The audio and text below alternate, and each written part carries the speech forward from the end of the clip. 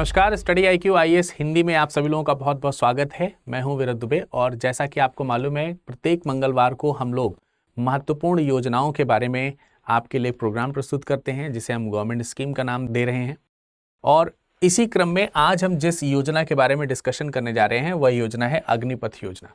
तो आज के इस पूरे प्रोग्राम में हम ये समझने का प्रयास करेंगे कि अग्निपथ योजना क्या है, इसमें किस प्रकार से भर्ती हुआ जा सकता है, किन लोगों के लिए बेनिफिशियल है और जो रंगरूट्स हैं उन्हें किस प्रकार के बेनिफिट्स मिलेंगे, इसमें क्या नया है, पुरानी भर्तियों की तुलना में इसमें क्या नया है, इन सब विषयों पर आज हमारी चर्चा होने वाली है। तो चलिए शुरुआत करते हैं। सबसे पहले जानने का प्रयास करेंगे कि आखिर इस योजना में क्या है, मतलब अग्निपथ योजना जो है वो क्या है। देखिए, अग्निपथ योजना जो है वो एक प्रकार से सैनिकों की भर्ती की योजना है, यानी कि सैन्य भर्ती अभियान है ये, जिसे एक नाम दिया गया है अग्निपथ स्कीम या अग्निपथ योजना। ठीक है, ये सेना में भर्ती के लिए यहां पर लाया गया है। अब यहां पर अगर बात किया जाए कि इसमें जो अनुमान लगाया जा रहा है इस भर्ती के माध्यम से, ऐसा मिनिस्ट्री का कहना है कि 45,000 से लेकर के 50,000 सैनिक तक एक वर्ष में, यानी सालाना अगर देखा जाए तो सालाना 45,000 से 50,000 सैनिकों को सेनाओं में भर्ती किया जाएगा। सेनाओं के अलग अलग रूपों में भर्ती किया जाएगा, यानी आर्म फोर्सेस में इनको भर्ती किया जाएगा।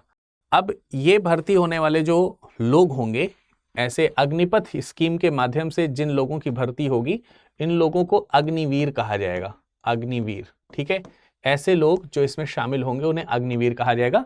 आगे इस कार्यक्रम में, इस अग्निपथ योजना में महिलाओं की भी भर्ती शुरू की जाने के प्रावधान लाने के प्रयास किए जा रहे हैं, जिनमें भर्ती होने वाली जो महिलाएं होंगी उन्हें अग्निवीरांगना कहा जाएगा। ठीक है, तो अग्निवीरांगना और अग्निवीरों की भर्ती के लिए ये स्कीम है जिसे हम अग्निपथ स्कीम के नाम से जान रहे हैं, जिसमें भर्ती होने वाला प्रत्येक व्यक्ति जो है उसे आगामी 4 वर्षों के लिए भर्ती किया जाएगा। यानी इस स्कीम के तहत जिन लोगों की भर्ती होगी वो 4 साल के लिए भर्ती किए जाएंगे। 4 साल के लिए भर्ती इनकी रहेगी।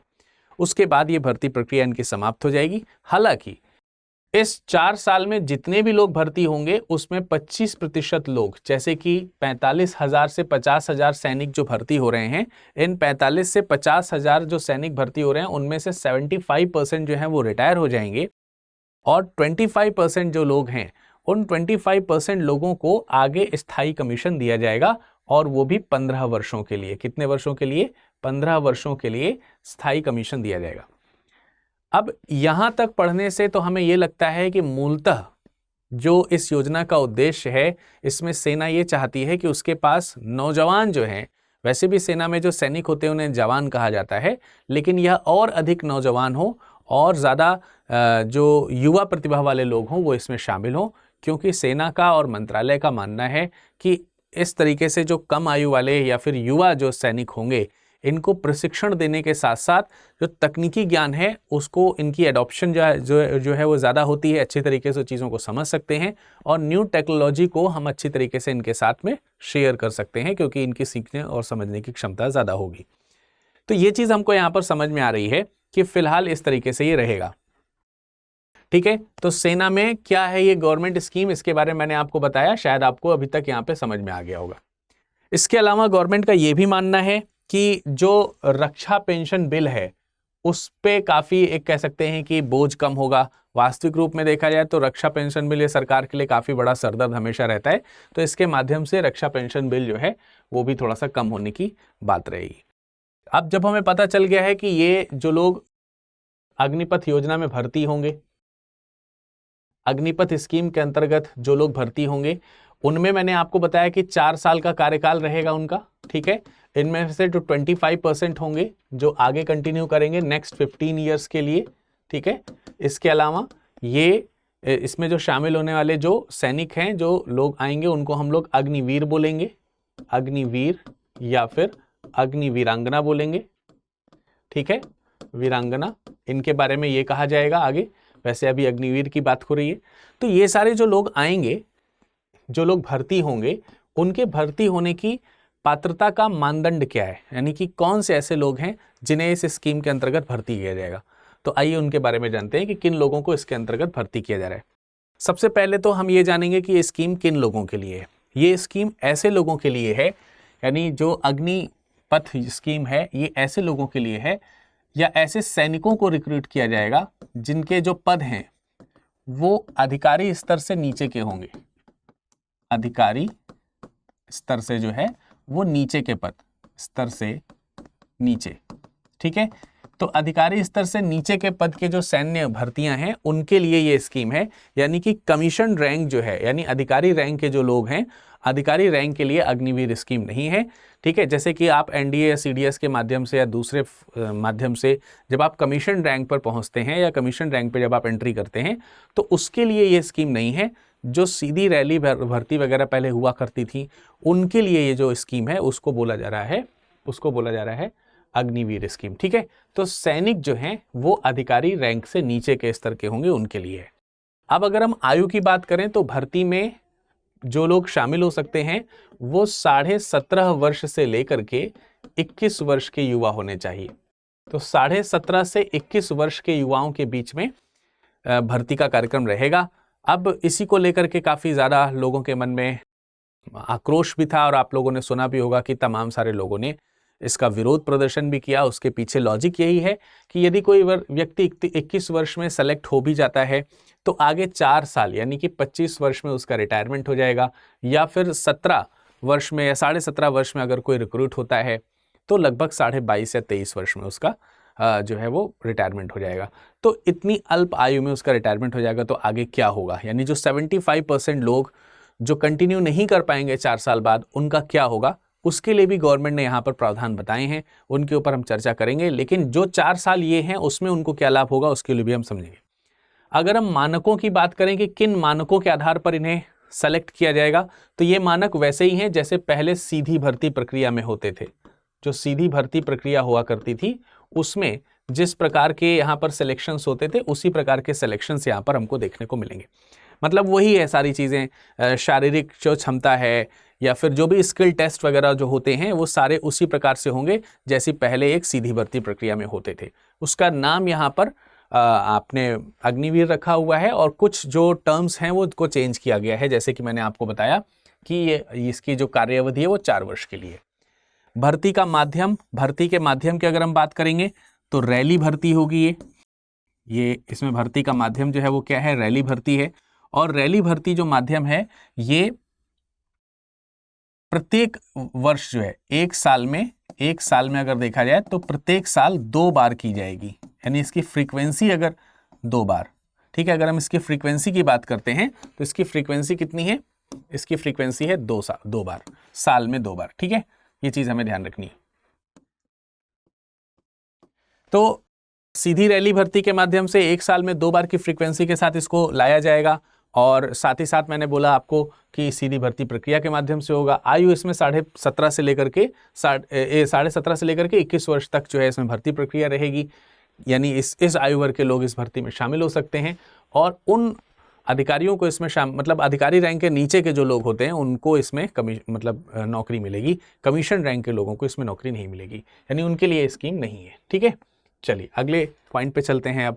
अब अगर हम ये जाने कि जब किसी व्यक्ति का चयन हो जाता है, जब किसी सैनिक का क्या हो जाएगा, सैनिक का चयन हो जाएगा, तो जब सैनिक का चयन होगा तो उसके बाद क्या होगा, यानी उसको किस तरीके से आगे के 4 साल गुजारे जाएंगे या फिर किस किस प्रकार के उसको बेनिफिट्स होंगे, उनके ऊपर थोड़ी सी चर्चा कर लेते हैं।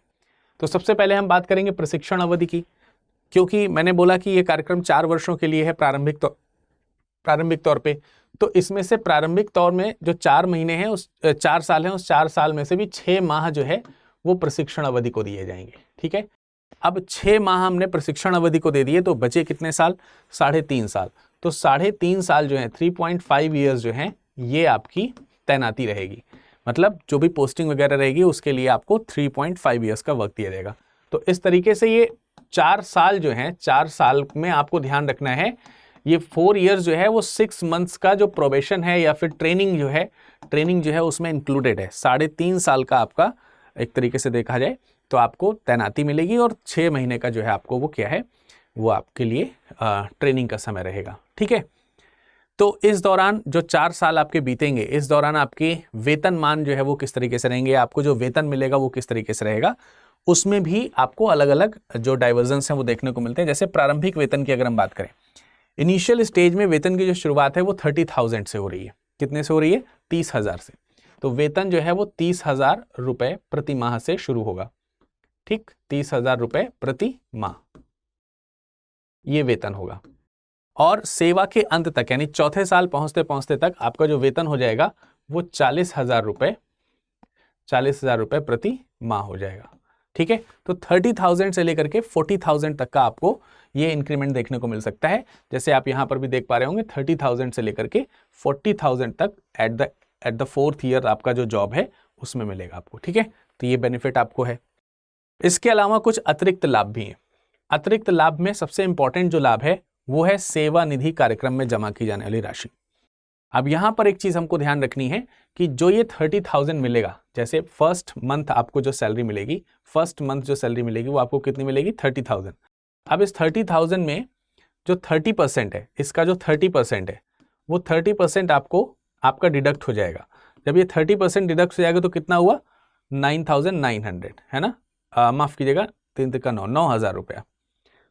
ठीक है, 9,000 रुपीज हुआ। तो ये जो 9,000 रुपीज है ये आपके डिपॉजिट हो जाएंगे। ये जो 9,000 रुपीज है ये आपके डिपॉजिट हो जाएंगे फर्स्ट मंथ सेवा निधि कार्यक्रम में। तो आपके इन हैंड सैलरी कितनी आएगी? वो आएगी 21,000। कितनी आएगी? 21,000। अब 21 प्लस आप 9,000 ऐसे करके देख सकते हैं। तो इसका मतलब क्या हुआ? जो प्रारंभिक वेतन है उसमें जो 30,000 दिख रहा है वो 30,000 में 30,000 इंक्लूडेड है, 9,000 इंक्लूडेड है, यानी 30% इंक्लूडेड है जो जा रहा है सेवा निधि कार्यक्रम में। ठीक है, जो किस में जा रहा है? सेवा निधि कार्यक्रम में। एक तरीके से ये आपकी सेविंग्स के तौर पर है। आपको 30,000 की सैलरी दी जाएगी, लेकिन उसमें से आपकी सैलरी से 9,000 रुपए निकाल करके सेविंग्स में चले जाएंगे। इतना ही नहीं, जितना डिपॉजिट आपका हो रहा है, जैसे 9,000 रुपीज आपकी सैलरी से डिडक्ट होकर के सेवा निधि कार्यक्रम में जा रहा है, इतना ही अमाउंट गवर्नमेंट भी आपकी सेवा निधि कार्यक्रम में डालेगी। यानी सेम 9,000 अमाउंट जो है ये गवर्नमेंट की तरफ से भी आपके पास आएगा। इस पॉइंट ऑफ व्यू से यदि अगर हम देखें तो पहले महीने में हमारे पास में 30,000 जो सैलरी है वो तो आ ही रही है, प्लस 9,000 एक्स्ट्रा आ रहे हैं अगर हम केवल सिर्फ इस पॉइंट ऑफ व्यू से देखें। हालांकि फिजिकली अगर देखा जाए, कैश इन हैंड की अगर हम बात करते हैं तो आपके पास में 21,000 आ रहे हैं, लेकिन ओवरऑल की अगर हम बात करते हैं तो 30,000 प्लस 9,000 जो कि गवर्नमेंट की तरफ से भी डिपॉजिट किया गया है, तो वो कितना हो गया? 39,000 हो गया। ऐसे फर्स्ट ईयर में हुआ। क्लियर हो रही बात, हाँ या नहीं? अब अगर हम आगे की बात करते हैं, नेक्स्ट मूव देखते हैं इसमें क्या है। तो मैंने आपको क्या बताया कि जो आपकी सैलरी है उसमें अतिरिक्त लाभ जो है वो सेवा निधि कार्यक्रम का है। सेवा निधि कार्यक्रम में आपकी सैलरी का 30% जमा होगा, और जितना अमाउंट आपके सैलरी से डिडक्ट होकर जमा हो रहा है उतना ही गवर्नमेंट भी आपके पास इन्वेस्ट करेगी। और ये जो अमाउंट है ये at the end of the service जो है वो आपको प्रोवाइड किया जाएगा 4 साल बाद विद इंटरेस्ट। ठीक है, जो भी उस समय इंटरेस्ट लगाए जाएंगे उस इंटरेस्ट रेट के अकॉर्डिंग आपको दिया जाएगा। यानी इसमें भी ऐसा नहीं कि 9,000 आपने जमा किया था तो आपको 9,000 ही मिलेगा, इससे बढ़ के ही मिलेगा, विद इंटरेस्ट मिलेगा, ब्याज सहित मिलेगा। तो ये बेनिफिट्स हैं हमारे पास में जो हमको यहाँ पर ध्यान रखने हैं। क्लियर है? इन बेनिफिट्स को हम थोड़ा सा ध्यान रखेंगे। अब इन बेनिफिट्स के अकॉर्डिंग जरा 4 साल का जो टोटल एक्यूमुलेशन है उसको जरा देखते हैं एक बार। देखिए, अगर हम फर्स्ट ईयर में देखते हैं तो 9,000 रुपीज जो है वो हमारी सैलरी डिडक्ट 9,000 रुपीज सैलरी से हर साल हमारा डिडक्ट होगा, हर महीने डिडक्ट होगा। तो 12 महीने यहाँ पे डिडक्ट होने, इसी तरीके से इसमें आप 12 का मल्टीप्लाई कर दीजिए, इसी तरीके से आप इसमें भी 12 को मल्टीप्लाई कर दीजिए, इसी तरीके से आप इसमें भी 12 को मल्टीप्लाई कर दीजिए। तो जब सभी को 12 से मल्टीप्लाई कर दोगे तो आपके पास में पता चलेगा कि एक साल में कितना जमा हो रहा है आपकी तरफ से सेवा निधि में, कितना जमा हो रहा है आपकी तरफ से सेवा निधि में। ठीक है, ये चीज आपको पता चलेगी। तो after a period of 4 years आप देखेंगे कि आपने टोटल 5.2 लाख रुपीज जो है वो डिपॉजिट कर दिए। कितने डिपॉजिट कर दिए? 5.02 लाख। ठीक है, यानी 5,02,200 रुपए। अगर हम राउंड ऑफ में ना देखें और डायरेक्टली अगर देखें तो 5,02,200 रुपए जो है ये आपकी तरफ से, यानी कि जो कैंडिडेट है उसकी तरफ से डिपॉजिट हो रहे हैं। सेम इतना ही अमाउंट 5,02,200 रुपीज जो है ये गवर्नमेंट की तरफ से डिपॉजिट किए जाएंगे। तो ये कितने हो गए आपके? 10,04,400। ठीक है, तो ये आपका अमाउंट जो है जाकर के बन जाता है। लेकिन यहां पर आप देखोगे कि जब आप रिसीव करोगे 4 साल बाद, तो ये केवल 10,04,400 रुपए ही नहीं होंगे, बल्कि और ज्यादा बढ़े हुए होंगे। तो वो कितने ज्यादा बढ़े हुए हैं अगर उसके ऊपर हम बात करते हैं, तो आपको वो जो राशि मिलेगी वो कितनी मिलेगी, 11.71 लाख। जबकि अभी आपने देखा कि आपका सम कितना बन रहा था, 10,04,000, 10,04,400, ठीक है। जबकि गवर्नमेंट आपको कितना दे रही है, 11,71,000, ठीक है, इतना दे रही है। तो लगभग 1.66 लाख के आसपास का जो आपको 1.6 लाख का आपको जो बेनिफिट मिल रहा है, वो बेनिफिट कहां से आ रहा है, वो बेनिफिट आ रहा है आपको जो इसमें जो ब्याज दिया गया है, ब्याज, ये जो डिफरेंस है वो डिफरेंस किस में निकल करके आएगा, ब्याज में निकल करके आएगा। ऑल्दो तो आपको यही समझ में आ रहा होगा कि भाई 10,04,000 भी मिलना चाहिए था, लेकिन फिर मिल कितना रहा है 4 साल बाद, 11,71,000। तो ये जो बढ़ा हुआ अमाउंट है ये शो कर रहा है कि आपको ब्याज जो भी लगाया जाएगा वो ब्याज के अकॉर्डिंग आपको मिलेगा पैसा। अब ये जो पैसा आप रिसीव करेंगे 4 साल बाद, एक मुश्त राशि दी जाएगी। एक मुश्त का मतलब ऐसा नहीं है कि आपको लगे कि यार 10 लाख रुपए कहाँ ही गवर्नमेंट एक साथ देने वाली है, तो 2-2, 3-3 हज़ार, 5-5, 10 हज़ार करके देगी, तो फिर क्या ही फायदा होगा। तो यहाँ पर यह है कि राशि एक मुश्त दी जाएगी एक साथ, और एक मुश्त दी जाएगी, और इस पे जो गवर्नमेंट का टैक्स है वो टैक्स भी नहीं लगेगा। मतलब आप सोचिए कि इस पे इनकम टैक्स लगेगा, तो ये टैक्स फ्री है। यानी कि ये जो 11.71 लाख रुपीस जो आपको at the end of 4 years after the service मिलने वाले हैं, वो आपको टैक्स फ्री 11 लाख रुपए मिलेंगे, जिसका प्रयोग एक व्यक्ति जो निकल चुका है, जॉब से निकल चुका है, जो आगे 25% में इंक्लूडेड नहीं है, वो इस बड़े 4 लाख के अमाउंट को, जो कि 25 साल की उम्र में ही आपने कमा लिया है, मैक्सिमम टू मैक्सिमम 22.5 साल या 25 साल तक की उम्र में, इसको आप एक अच्छे व्यवसाय में आगे या फिर किसी अच्छे एंटरप्रेन्योरशिप में आप इसको यूज कर सकते हैं। एंड आप जो है आप सोचिए कि एक व्यक्ति जो रिटायर्ड है या जो निकला हुआ है 4 साल बाद आर्मी से, एक मोस्ट डिसिप्लिन पर्सन जो है, वो अपने 11 लाख रुपए को लेकर के जब वो कहीं इन्वेस्ट करेगा, तो डेफिनेटली वो किसी एक अच्छे स्किल की तरफ जाने की संभावना उसकी रहेगी। ऐसा विश्वास है, ऐसा माना जाता है। और ऐसा होने की संभावना भी ज़्यादा दिखती है, क्योंकि वो आर्मी से कहीं ना कहीं अनुशासन सीख करके आया, तो एक आम व्यक्ति करे तो नहीं होगा वो। इसके अलावा जीवन बीमा का कवर भी किया गया है इन 4 सालों के लिए। 48 लाख का लाइफ इंश्योरेंस भी है, 48 लाख का। यानी कि किसी प्रकार से कोई दुर्घटना होती है तो आपको 40 लाख तक रुपीस तक का जो है वो जो इसमें इंश्योरेंस है वो भी कवर करके दिया जाता है। इन एडिशन विद दिस, इस दौरान यदि अगर किसी भी सेना के सैनिक की मृत्यु होती है, तो यहां पर एक खास बात है कि मृत्यु होने की स्थिति में 1 करोड़ रुपए जो है वो अमाउंट दिया जाएगा, 1 करोड़ रुपए, 1 करोड़ रुपीस। और इसके अलावा जितनी सर्विस बची रह गई है, सपोज दैट कोई व्यक्ति की दुर्घटना में मृत्यु हो जाती है और वो भी 3 साल की जॉब किया है उसने अभी, और अभी 1 साल बाकी है, तो 1 साल का जो पैसा है अकॉर्डिंग टू द स्लैब, वो पैसा आपको यहां पर दिया जाएगा, प्लस 1 करोड़ रुपीस एक्स्ट्रा जो है वो भी दिए जाएंगे। यानी 1 करोड़ प्लस शेष बची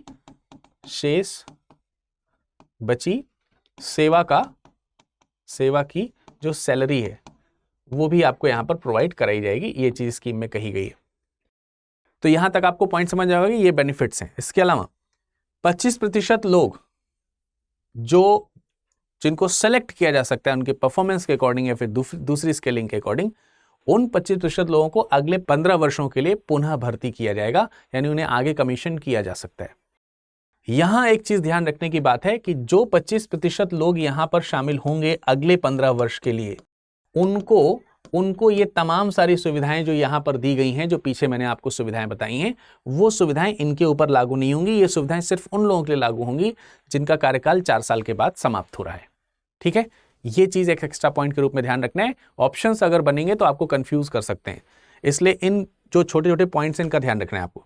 इसके अलावा सेवानिवृत्ति के लाभ के लिए प्रारंभिक 4 साल की अवधि पर विचार नहीं किया जाएगा। वही मैंने आपको बताया, सेवानिवृत्ति के लाभों के लिए प्रारंभिक 4 साल की अवधि पर विचार नहीं किया जाएगा। ठीक है, चलिए अब हम यहां पे जान लेते हैं कि इस योजना से सशस्त्र जो बल हैं और जो रंगरूट हैं उनको किस प्रकार से लाभ होने वाला है, यानी आफ्टर ऑल किस प्रकार की चीजें हमको समझ में आने वाली है।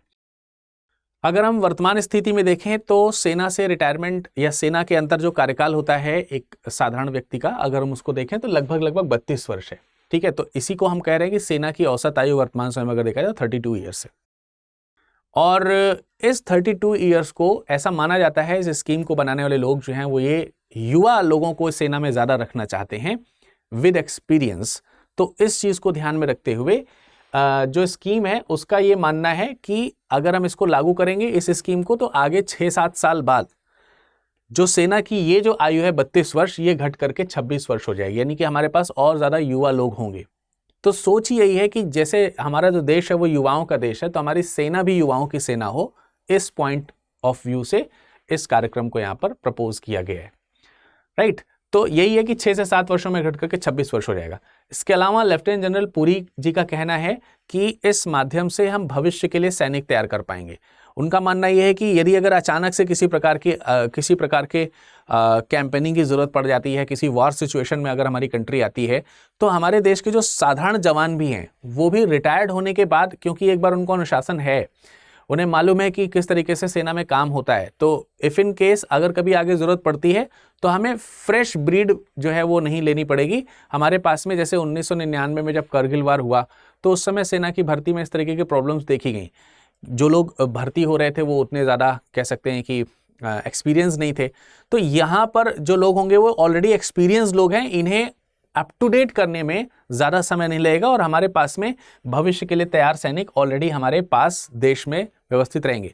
और ये सैनिक सामाजिक सुरक्षा में भी ऑलरेडी आपको मालूम है कि आप सब लोगों को मालूम है कि जहाँ पर भी सेना के जवान रहते हैं वो अनुशासन प्रिय ही रहते हैं, और जब वो सोशल एक्टिविटी से कनेक्ट होते हैं तो कहीं ना कहीं समाज में कुछ भी गलत हो रहा होता है तो वो उसका विरोध करने में तेजी से आगे होते हैं। तो ऐसे में हमारा समाज भी जो है वो ठीक तरीके से वर्क कर पाएगा। ये जो है जनरल अनिल पुरी जी का, लेफ्टिनेंट जनरल अनिल पुरी जी का सोचना है, ठीक है। इसके अलावा हमारे जो रक्षा मंत्री हैं उनका कहना है कि इस माध्यम से हम रोजगार के अवसर बढ़ाने को देख सकते हैं। इसमें ज़्यादा से ज़्यादा लोगों को रोजगार जो है वो मिल सकेगा, क्योंकि 4 साल में रिटायरमेंट है तो स्वाभाविक सी बात है कि वैकेंसीज हमारे पास जल्दी जल्दी रहेंगी, तो जल्दी लोगों को हम इसमें यूज़ कर सकेंगे। इसके अलावा कौशल और अनुभव की बात करते हैं तो सैनिकों को विभिन्न क्षेत्र में इसमें रोजगार मिल सकते हैं, क्योंकि जहां कहीं भी आप सेना से स्किल्ड होने के प्रमाण पत्र को रखेंगे डेफिनेटली हर जगह आपको प्रायोरिटी मिलने की संभावना बढ़ जाएगी। तो इस विचार को भी यहाँ पर राजनाथ सिंह जी ने प्रकट किया है। इसके अलावा हमारे देश में उच्च कुशल कार्यबल मौजूद रहेगा, यानी कि हाई क्वालिटी के जो स्किल्ड पर्सनैलिटीज़ हैं वो हमारे पास में अवेलेबल रहेंगे, वो देश की उन्नति में कहीं ना कहीं डेफिनेटली योगदान देंगे। और इस प्रकार से जो प्रोडक्टिविटी है और उसका जो लाभ है वो अल्टीमेटली कहीं ना कहीं इकोनॉमी को हमारे मूव करेगा और हमारी जो जीडीपी है उसको ग्रोथ करने का प्रयास करेगा, उसकी ग्रोथ में सहायक होगा। साथ ही साथ जो लोग रिटायर होंगे उन्हें रिटायरमेंट के दौरान में स्किल सर्टिफिकेट्स वगैरह भी दिए जाएंगे, जिसका यूज़ जो है वो कर सकते हैं डिफरेंट जॉब्स में, या फिर एंटरप्रेन्योरशिप जब वो करेंगे तो उसमें भी उनके बड़े काम आने वाली है।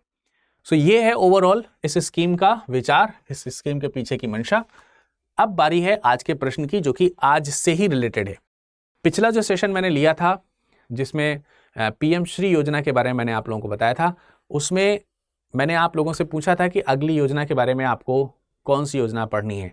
तो कुछ स्टूडेंट्स ने अग्निवीर योजना का रिकमेंडेशन दिया था, यही कारण है कि मैंने आज अग्निवीर योजना आपके समक्ष रखी है। इसके अलावा पिछले कमेंट सेक्शन में कुछ बच्चों ने यह भी कमेंट किया था कि यदि अगर सेशन के अंत में स्कीम से रिलेटेड यूपीएससी से की तरह बनने वाले क्वेश्चंस को रखा जाए तो हमारी प्रैक्टिस और अच्छी हो पाएगी। इस चीज़ को ध्यान में रखते हुए आज की स्कीम से रिलेटेड या आज की जो योजना है उससे रिलेटेड एक प्रश्न आपके समक्ष है। आप सभी व्यूअर से मैं रिक्वेस्ट करूंगा या फिर कहना चाहूँगा कि आप इस क्वेश्चन को पढ़ करके इस क्वेश्चन का आंसर कमेंट सेक्शन में कमेंट करके जरूर दीजिए। प्रश्न मैं पढ़ दे रहा हूं। अग्निपथ योजना के संदर्भ में निम्नलिखित में से कौन सा या कौन से कथन सत्य है या हैं? कार्यक्रम में प्रत्येक माह के वेतन के अतिरिक्त 30% सेवा निधि कार्यक्रम में जमा होगा। सरकार हर महीने सेवा निधि कार्यक्रम में जमा राशि के समान राशि का योगदान करेगी और उस पर ब्याज भी लगेगा, यानी ब्याज भी देय होगा। 4 वर्ष से पूर्व मृत्यु की स्थिति में 1 करोड़ रुपए की धनराशि, जिसमें शेष बचे कार्यकाल का वेतन भी शामिल है, प्रदान किया जाएगा। 4 वर्ष उपरांत 50% लोगों को अगले 15 वर्षों के लिए सेना में या सेवा में पुनः भर्ती किया जाएगा। इस प्रश्न का उत्तर आप कमेंट सेक्शन में कमेंट करके दीजिएगा और इसका सही उत्तर हम अगले सेशन में शुरुआत में ही आपको देंगे। इस प्रश्न का उत्तर सेशन की शुरुआत में अगले सेशन में देंगे। इसके अलावा इसकी PDF आपको हमारे टेलीग्राम चैनल से मिल सकेगी, इसलिए आप हमारे टेलीग्राम चैनल पर ज़रूर जुड़िएगा। आप इसे स्कैन कर सकते हैं या फिर इस लिंक के माध्यम से जुड़ सकते हैं। यहाँ पर भी आपको इस क्वेश्चन के आंसर्स के बारे में पता चल जाएगा। और तमाम सारे प्रोग्राम्स जो हमारे साथ हमारे स्टडी IQ IAS हिंदी के प्लेटफॉर्म पे आपको प्रोवाइड हो रहे हैं वो ये सारे हैं।